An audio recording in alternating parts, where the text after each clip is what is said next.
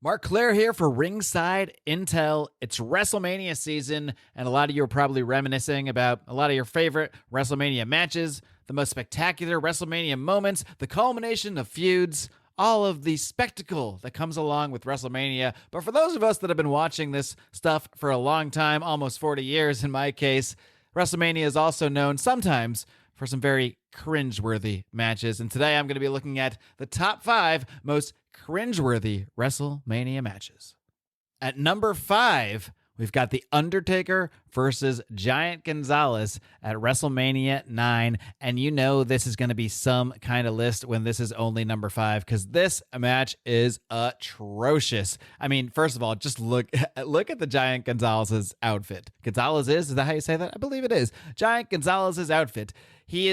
Well, he's not a muscular man. He is a very tall man. So they put a muscle suit on top of him that also includes random patches of arm hair and shoulder hair. I mean, this is absolutely absurd. But if his look wasn't absurd enough, and it's a shame because he's a absolutely gargantuan man, and I guess because maybe he's not all that muscular, they wanted to add a sort of muscular, I don't know what they were doing here, all right? I'm trying to justify Vince McMahon at WrestleMania 9, trying to envision the perfect outfit for Giant Gonzalez. You can't get all the way inside. In fact, you don't want to get inside this man's head. Trust me on this one. So, but I mean, look at this thing. Look at this outfit. I think the outfit alone says it all. But this match delivered, I guess you could say. It delivered the promises of this outfit by being an absolutely cringe-worthy match. Now, The Undertaker can carry some slugs to some compelling matches, but he had not perfected that art at this point at WrestleMania 9. This is long before the streak. This is long before The Undertaker was revered for lifting opponents up and having tremendous matches and creating that drama. No, there was none of that here. This match ended when the Giant Gonzalez used chloroform on The Undertaker and got disqualified. So the streak was technically still intact. This is, again, long before they ever discussed the streak, but that was the end of the match. The Undertaker gets chloroformed, it gets taken out, and sits up at the end. And this was just an absolute nothing match. The fact that it's only number 5, again, really speaks to the kind of cringe that you have ahead for you today. At number 4, I've got Bret Hart versus Vince McMahon at WrestleMania 26. Now, this one on the surface had some odd potential to it because we had seen Vince McMahon perform in some pretty entertaining WrestleMania brawl-type matches before. One of my sneaky favorite WrestleMania matches is the Vince McMahon versus Hulk Hogan no DQ match, which really had no right to be good, but was incredibly entertaining. So I was hoping, cautiously, expecting, you could even say, something along those lines with this match. We got nothing of the sort. The fact is, Bret Hart was really not even medically cleared, and to this day has never been medically cleared to wrestle in a normal capacity. So this was not able to really be a match. He was not able to take any offense at all. And it had a really convoluted storyline to it where Vince McMahon ushers out the entire Hart family. Every Hart wrestler and non-wrestler you had ever heard of or not even heard of shows up. He says, "Oh, I bought off your whole family. They're going to, help me in this match, in this no DQ match." Then they all say, "Thanks for the money, Vince, but we already cashed the checks and we're going to turn on you." And they all beat up Vince, and then Vince just gets beaten up by Bret, and that's it. That's all that happens. It was not entertaining at all. It was truly, honestly, cringe-worthy, cringe-inducing, vomit-inducing. There was no reason for this match to take place. Unfortunately, with Bret's condition, this match never should have been booked. But, Vince going to be Vince, and Vince is going to play out his real life and wrestling storylines however he sees fit, and he did so in this case. I guess you could say he worked with what he had, bringing in some more active wrestlers, but it's not like they did much of anything either. It really just made them all look silly, and boy, complete cringe for this one. Moving on to the number 3 most cringe-worthy WrestleMania match of all time. We've got Michael Cole versus Jerry Lawler from WrestleMania 27 with Stone Cold Steve Austin as the special guest referee. Boy, where to begin on this one? This feud never should have taken place. Michael Cole being a heel never should have taken place. You know, when an announcer like a Jerry Lawler or a Michael Cole gets involved in an angle, and this was often the case with Jerry Lawler when he first came into the company in the 90s, he got into an angle with Bret Hart. It turned into a real angle with a payoff where Bret would eventually get his comeuppance on Jerry Lawler. It made sense. Having two announcers who are past their prime. I mean, you can't say Michael Cole had a prime ever, although in fairness, he got in some pretty good shape here. I'll give him that. Two announcers that have no business really in a feud together because there's no one to be put over. There's nobody to be elevated. There's no active wrestler here. This was just a terribly uncreative time for WWE. It was maybe some of the worst years we had. This is the years of the Raw GM, the anonymous Raw GM, which would send emails that would be read by various announcers. So often by Michael Cole, he would end up being the voice of the anonymous Raw GM, which was, I don't believe that was ever revealed, or was it Hornswoggle? I forget. It's probably best I forget. This match, absolutely atrocious, had no business taking place. In the end, Jerry Lawler was declared the winner at first, but then the anonymous Raw GM, as if this match wasn't bad enough, the anonymous Raw GM sent an email read by Josh Matthews stating that due to Steve Austin's bias as a referee, Michael Cole was actually the winner of the match. Where did that lead to? Absolutely nothing, my friends. This match never had any business taking place, and it, on top of all that, just had an absolutely incredibly cringeworthy email dusty finish.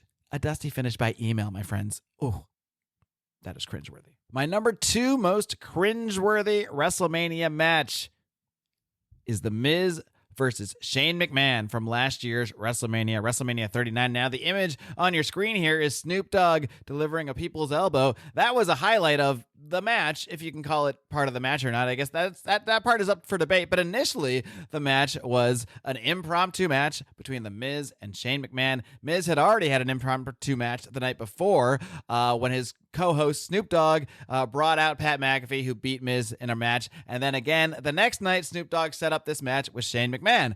What does Shane McMahon do? He comes out, does Shane O'Mac stuff, does his little dance, delivers, I put in quotes there, delivers some of his notoriously very, very horribly looking worked punches that don't even come near The Miz. A couple of those, does a leapfrog and collapses to the ground with a torn quad. That is the match. Shane is done. Now, the record books say that this match then became Miz versus Snoop Dogg, so I guess you could maybe say that that's a different match. In fact, I'm going to call that a different match, because that match is actually surprisingly okay, considering it was impromptu. Snoop Dogg recognized what happened. I don't know if they must have already planned the people's elbow spot afterwards. I'm assuming Snoop Dogg didn't completely decide to do that on his own, but Snoop Dogg came in, took that thing over, improvised, delivered a couple punches to The Miz, better punches than Shane McMahon delivered, might I add, and did the people's elbow, and it was fun. I actually enjoyed that moment. But let us not forget that the actual match was Shane McMahon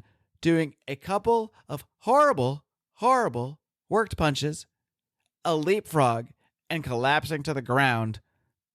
My heart goes out to the man. I'm sure my thighs would explode as well if I did a leapfrog, but I'm not booked at WrestleMania, and he was. This was cringeworthy. Finally, my number 1 most cringeworthy WrestleMania match from just 2 years ago at WrestleMania 39, Vince McMahon versus Pat McAfee. This was a match that was actually rumored to take place leading up to the event. A lot of people couldn't believe we're going to see another 75 or so year old Vince McMahon match here. And then the match didn't happen, or at least it didn't seem like it was happening. It changed into Pat McAfee versus Austin Theory. Okay, I actually don't hate Pat McAfee as a sometimes I'm going to get in the ring and look surprisingly good kind of wrestler. Loved his match with Adam Cole back in NXT. Oh, so McAfee against Theory, okay. And it was actually, an okay match. I've certainly seen worse. Pat McAfee was victorious over Austin Theory, but then we got it. Vince McMahon came in the ring and challenged Pat McAfee. As you see here, they faced off, and we got Vince McMahon's true final WrestleMania match. But of course, look, He ain't a spring chicken, all right? He ain't 65 anymore. Vince McMahon was not taking bumps in this match, and Vince McMahon did not take bumps in this match. All this match was a lot of standing around, occasionally an Austin Theory interference beating up McAfee, then Vince kind of kicking McAfee, and then finally, what earned this match, the number one most cringeworthy match in WrestleMania history, is the finish of this match. Now, every match we've discussed here today had a bad finish. No question about it. But this one really takes the cake. I don't think I've ever seen anything this particularly bad, because Pat McAfee lost this match after taking a devastating football to the head from a 75, maybe he was 73. It's not the point, all right? He took a football, a very lightly kicked football, I should add, to the head from Vince McMahon, and Pat McAfee was pinned by Vince McMahon.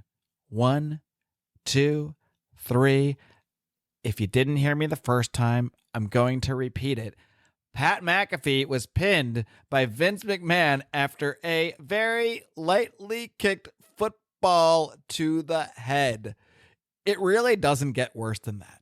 It really doesn't. In fact, I'm telling you it doesn't. This is the most cringeworthy match in WrestleMania history. I want to say it ain't close, but you saw the rest of this list. It might have been close, all right? There's a lot of candidates, but this one for me took the cake. And that, my friends, was your top 5 most cringeworthy WrestleMania matches. For more great content, be sure to bookmark Ringside Intel. Return there for all your wrestling news, and be sure to subscribe and ring that little notification bell over on YouTube so you don't miss any of the great content coming from the team here at Ringside Intel.